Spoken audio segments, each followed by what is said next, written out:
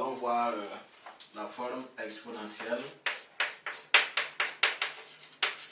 Forme exponentielle d'un nombre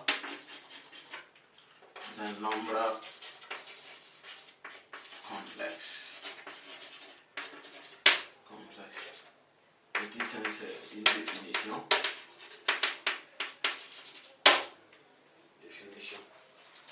C'est quoi la forme exponentielle?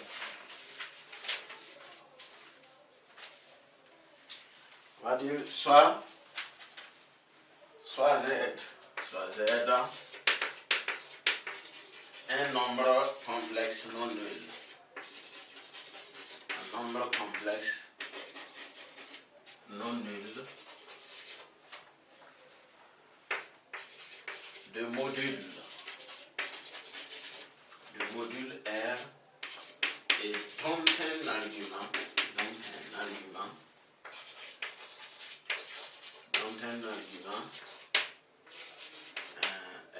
θ.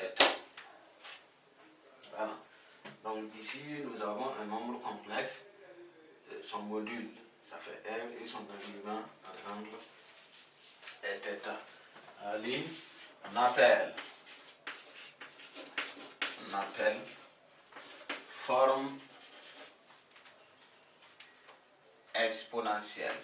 Donc forme exponentielle de z d'écriture z égale R e à la puissance I θ. Donc E à la puissance I θ. C'est le E qui est le exponentiel. Donc on dirait tout simplement Z égale à R exponentielle de I θ. Donc c'est ça qui est la forme exponentielle. Donc on avait vu comment on détermine R qui est le module et θ qui est l'argument.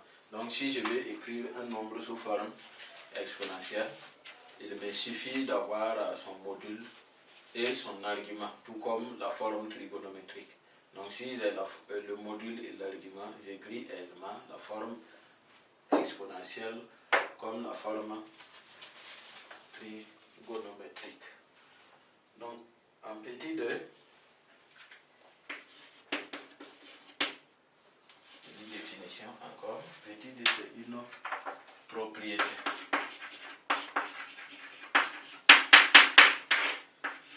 Ce sont les propriétés.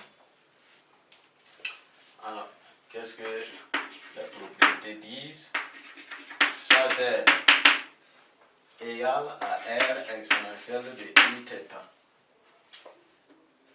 Et Z' égale à R' exponentielle de I θ',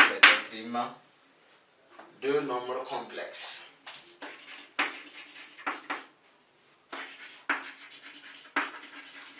Deux nombres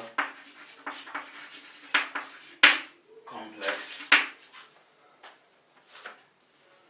Alors, et peut-être un élément de dont on a deux points. Alors, Z bar, donc si Z est sous la forme de R exponentielle I θ, on a vu que Z et Z bar, ils ont le même module et leurs arguments sont des opposés. Donc si j'ai Z sous cette forme, alors Z bar sera tout simplement exponentielle de moins I θ. Ensuite, Z fois Z'. Alors ils ont pour argument, pour module plutôt R fois R', et pour argument, ça fait θ plus θ'. Donc θ plus θ'. Donc on peut écrire un seul Z avec pour condition que Z n'est pas nul. Ça fait un seul R exponentielle de moins I θ. Moins I θ. Ici on a vu que ici l'argument est l'opposé. Ensuite Z sur Z' avec Z' différent de 0, on aura que ça fait R sur R' exponentielle I partir de θ moins θ'. Donc voici comment effectuer des calculs avec le nombre complexe écrit sous forme exponentielle.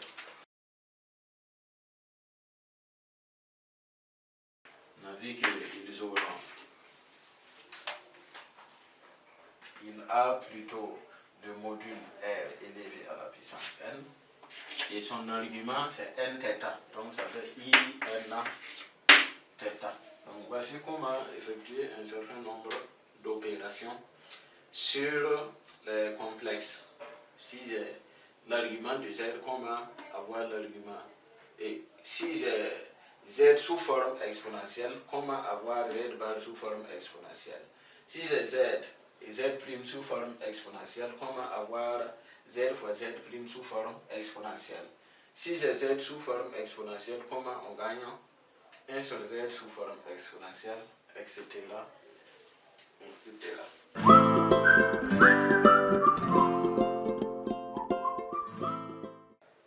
Après, donc, la forme exponentielle, il consiste simplement à pouvoir déterminer le module et l'argument du nombre complexe R et de venir remplacer dans la formule. Et bien sûr, après avoir vu comment utiliser par exemple le module et l'argument d'un ou de deux nombres complexes pour obtenir la forme exponentielle du conjugué du produit, de l'inverse du quotient ou de la puissance. Alors, nous allons aborder maintenant en grand 5 les formules de Moivre et les formules d'Euler. Donc, formule de Moivre et formule d'Euler au grand 5.